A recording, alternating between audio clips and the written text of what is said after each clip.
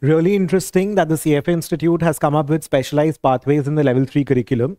So basically, before I get into the details of the specialized pathways for the level 3 curriculum for CFA, let me just give you a summary before I answer every single question of yours. So basically what the Institute has done is, the earlier, I think I should change the color to something darker. So when I am looking at the CFA level 3 curriculum, the curriculum has been divided into two parts. One is the core material and one is the specialized pathway part.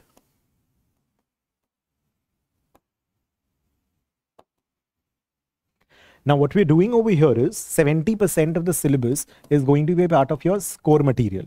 And this core material is going to be the same for every single student preparing for the level 3 exams.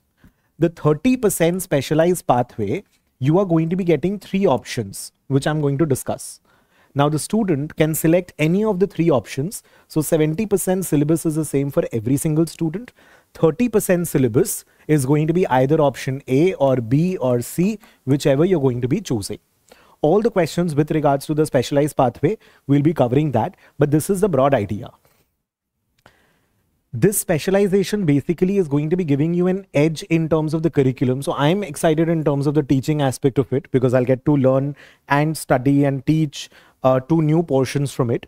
But from your point of view, basically in terms of the kind of profile you're looking forward to, what you're targeting in the future, based on that, you can make a choice between the 3 options.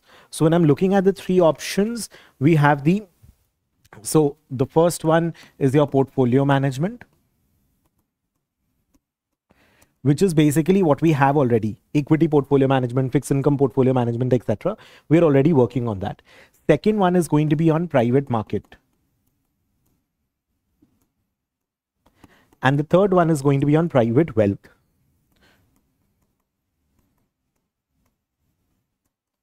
On a very broad level, if I were to say, so portfolio management is existing. So portfolio managers, asset managers, fund managers, etc. When I'm looking at private market, it's more on the investment banking side with respect to private equity, private debt, etc. So large scale transactions, typical M&A transaction kinds.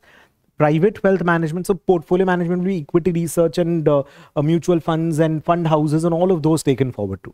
Private market is going to be all those private equity, venture capital and all those things taken forward, real estate and all of that. Private wealth is going to be more like the financial planning aspect, and not just financial planning from the very, very base level in terms of an individual, but high net worth individuals, wealthy ones, family offices. So it's going to be more about portfolio structuring from that point of view. That private wealth structuring, private wealth management, how does the inheritance planning work and all of that. So these are the 3 broad areas with which we are going to be looking at the 30% of the curriculum. So once the curriculum is out, obviously we'll have more details and we'll have a better understanding once the entire syllabus on a chapter by chapter and a LOS by LOS outline has been provided. But these are the 3 broad areas based on which we are going to be having these specialization pathways. So now getting back to the questions, let me just address one at a time. So when will the new specialized pathways be applicable? So this is going to be, I'll just change the marker color. One moment. Okay, this one was it, right? Okay, so this is going to be from the year 2025. So 2024, the syllabus is already released. That was released last year itself. 2025, the syllabus is going to be released in the month of, I think we'll be expecting the syllabus from the institute by February, March or so. The syllabus also by the end of March, April, possibly. If I'm talking about the Schweizer textbooks, etc., I would expect it by August. And the enrollments for the 2025 exams, 25, I think February will be the exam. So level 3 is February, May, August. So February 2025 exam enrollments, I think, should be beginning in May. So by Feb, March or so, I think the syllabus should be out. Institute material is generally out earlier, I believe by April end itself. And the Schweizer textbooks, I'm expecting by July end or August. July end, I think I should be expecting that. So that's your 2025. But see, understand the syllabus is going to be out by February end of February for sure. Now, once the syllabus is out, we can map the entire curriculum and we can see which 70% is common. So that 70% you can any which ways prepare. So you will not have any problem in terms of preparation or the delay in terms of your preparation. The remaining 30% will have to be prepared in the second half of the year. That is between August and December, once the textbooks are out and we are also doing the classes and everything. So that will happen then. But right now, we will be able to complete the entire remaining 70% of the curriculum. But the pathways are applicable from the year 2025. Of course, all the exam terms within a year have the same syllabus. So 2025, all the exam terms are going to be with the same syllabus. And 2024, the syllabus is already out. The class is already there. You don't have any specialized pathways applicable to 2024 students. Of course, if you defer your exam from 2024 to 2025, you will have to appear for the specialized pathways approach. If you're having skepticism about it, that you've already studied and you want to defer it to 25 or something, then in that case, you choose this pathway, right? This is already the existing syllabus. This is the existing syllabus. Okay, so just to answer and clarify that as well, it's not that 30% new content is being added or new syllabus is being added. This is the existing 30%. So apart from this 30%, you might be able to do this or you might be able to choose this one. So let's say, for example, you have total of around 40 chapters. So 70% curriculum, let's say I have 28 chapters. So this everybody is going to be studying. You already have these 12 chapters. Might be a little bit of minor changes here and there, which is there every year, the syllabus from year to year. So this 12 chapters you can choose, or there could be another set of 12 chapters or another set of 12 chapters. So either these 12 or these 12 or these 12 chapters, one of these, you'll have to prepare your syllabus. So those who are preparing in 2024 or appearing already and might have to take 2025 exam again because of deferral or whatever. So in that case, you can choose this if you do not want to study the new part of the curriculum, right? So the pathways are going to be applicable 2025 onwards. What are the CFA level 3 specialized pathway we've already discussed? One is your portfolio management, one is private market, and one is private wealth.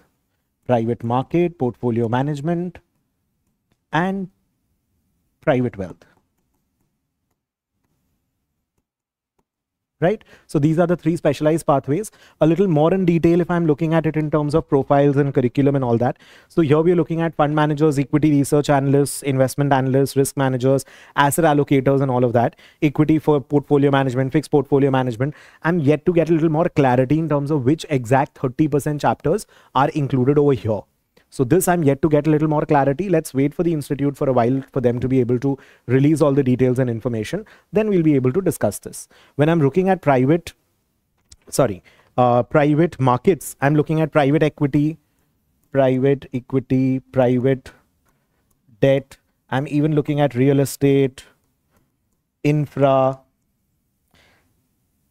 so structures and how the GP and LP, the general partner, limited partner, everything works. So I'm going to be looking at all of those aspects when I'm looking at private markets. Portfolio management, I'm yet to see which chapters exactly are they going to be replacing and all, but possibly equity portfolio management, fixed income portfolio management and all, we'll have to see the portfolio aspect, just the portfolio bit as to how do you put together an entire portfolio from a fund manager or an asset manager's perspective. And private wealth is, private wealth is going to be, okay, this is working with the wealthy, structuring the portfolio wealthy, preserving the wealth, advising the wealthy, transferring the wealth. So client management, wealth structuring, so wealth advisory, the entire mutual fund advisory part, the advisory aspect, the sales aspect, the structuring aspect, the financial planners and all that aspect, all those things are going to be covered over here. So if you're looking at the wealth management industry, financial planning, etc., this is what it is. If you're looking at IB deals in terms of venture capital, fundraising, etc., then you're looking at private market. And if you're looking at fund management, equity research, etc., you're looking at portfolio management. So depending on what you want to do or what is the profile you're already working in or which profile you want to shift towards, based on that you'll have to choose the specialization pathway. Core curriculum is basically the 70% of syllabus which is same for everybody.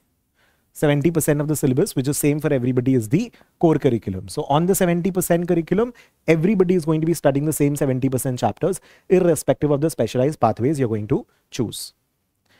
Can you change your mind about the pathway that you choose? Yes, you can. So when you're registering for the exam, when you register for the exam, see, there is no separate enrollment as in CFA level 1, you enroll for the program and then you keep on scheduling your exams and all. In level 3, you just need to register for your exam, choosing the exam term. When you're registering for the exam, you have to select the specialized pathway. You can't say that give me the curriculum for all the 3 pathways, I will figure out, I will think, and then I'm going to be making a choice. So when you register for the exam, you have to choose, and you cannot change. If at all you'll be allowed to change or something, you'll have to mail the institute and everything. It'll be a little bit of a hassle, but I'm not 100% sure whether they're going to allow you to do or to change or not, but it is going to be a bit of a challenge. You'll have to register, you'll have to choose the specialization pathway, A, B, C, the 3 options I gave you basically, when you are registering for the exam, during the registration of the exam. Of course, you don't have to choose it while you're in level 2 or level 1 or something. Once you register, even after passing level 2, when you choose the level 3 exam, schedule the exam, at that point of time, you have to choose the pathway. Will you be able to take more than one pathway? No, you will be able to take the exam only on one pathway. You can't say that I'm going to do multiple subjects and all that. Hermione Granger took more subjects with the time turner and all. That is not going to work. You can't do that. Can you add additional pathways? No, you cannot add additional pathways. You'll not be allowed to do that, as I mentioned. Will the CFA charter reflect the pathway that you've chosen? No.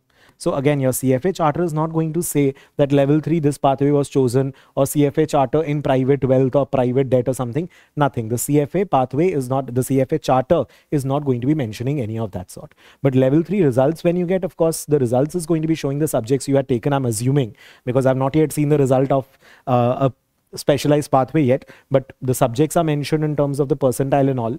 But normally if you've passed, the percentile is not given in the result. Only if you fail, then the percentile on a subject wise basis is given. For pass, they don't even give the percentile, so on a subject wise basis. So any which ways, it will not reflect. The charter is not going to be reflecting in any which ways. Of course, on your resume, you would be able to write that I had chosen this pathway in my exam. That you can of course write and give a disclosure of, obviously. Will any pathway be easier or harder or more difficult? No, because see, first of all, 70% of the curriculum is any which way same. And now when I'm looking at the remaining 30% curriculum, there are 3 different avenues or 3 different areas which you have to select based on your interest and based on what you are looking at in the future.